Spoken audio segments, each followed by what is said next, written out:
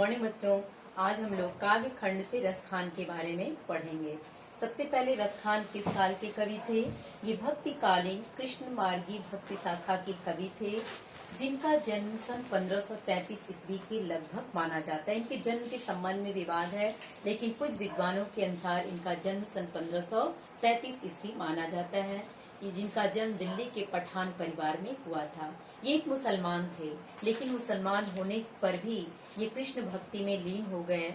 ये कुछ समय तक तो दिल्ली में रहे, लेकिन बाद में ये दिल्ली छोड़कर गोवर्धन धाम जाकर रहने लगे, जहाँ इनकी मुलाकात विट्ठलनाथ से हुई। इनके गुरु कौन थे? विट्ठलनाथ। वहाँ जब ये गए गोवर्धन धाम, तो वहीं जाकर ये कृष्ण भक्ति की लीला करने लगे और कृष्ण भक्ति में पूरी तरह से लीन हो गए।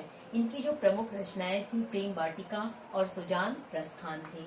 इनकी भी भाषा ब्रज भाषा है, क्योंकि भक्ति काल की कवियों ने अपनी कविता ब्रज भाषा में लिखी है, तो रसखान की कविता भी ब्रज भाषा में ही लिखी गई है।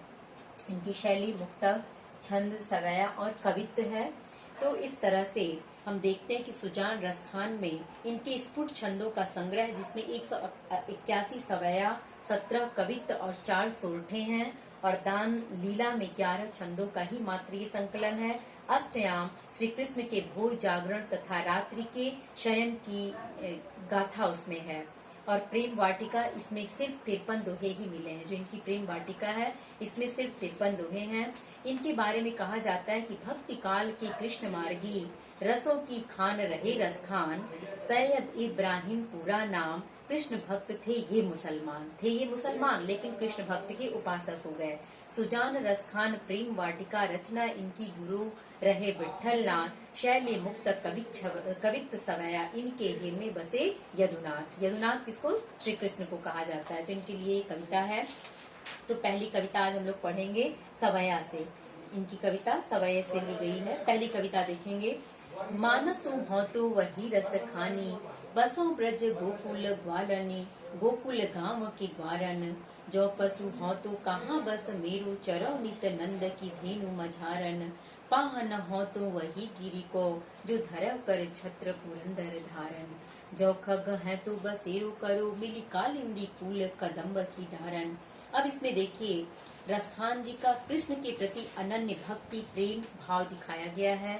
रसखान जी यही कहते हैं कि यदि मैं मनुष्य रूप में जन्म लूं, तो मैं उस गोकुल गांव में ग्वाल बालों के बीच ही मुझे रहने का अवसर प्राप्त हो, जिसे मुझे कृष्ण के सानिध्य मिलती रहे।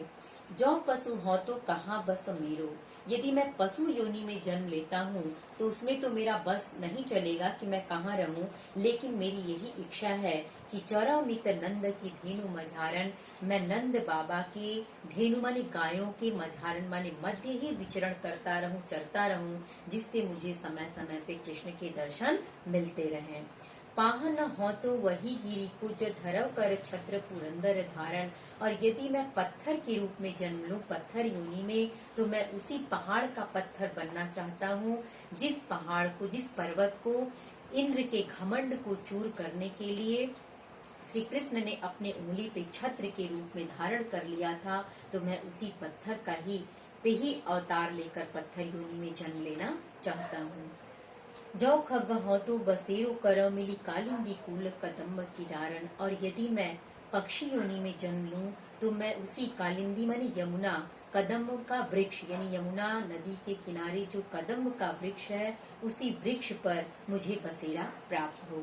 यानी हर तरह से वो कृष्ण के सामिप्य को ही प्राप्त करने के लिए व्याकुल दिखाई देते हैं। कृष्ण के प्रति उनकी अनन्य भक्ति और प्रेम भाव इस कविता में दिखाया है। सवैया छंद है इसमें, और सरल सरल सीधी सीधी भाषा है। तो इसमें देखिए, भावनाओं की अभिव्यक्ति है, इसलिए माधुरी गुण भी कह सकते हैं, प्रसाद गुण भी, क्योंकि सरल भाषा का प्रयोग है। और इसमें आपका ब्रज भाषा है। कालिंदी कुल कदम्ब की डारन अनुप्रास अलंकार है यहाँ। तो मैं उम्मीद करती हूँ बच्चों, ये कविता आप समझ गई होंगी। और इसके साथ साथ आप रसखान जी की जीवनी, जो संक्षेप में इनका जन्म, मृत्यु, इनके गुरु का नाम मैंने लिखा है।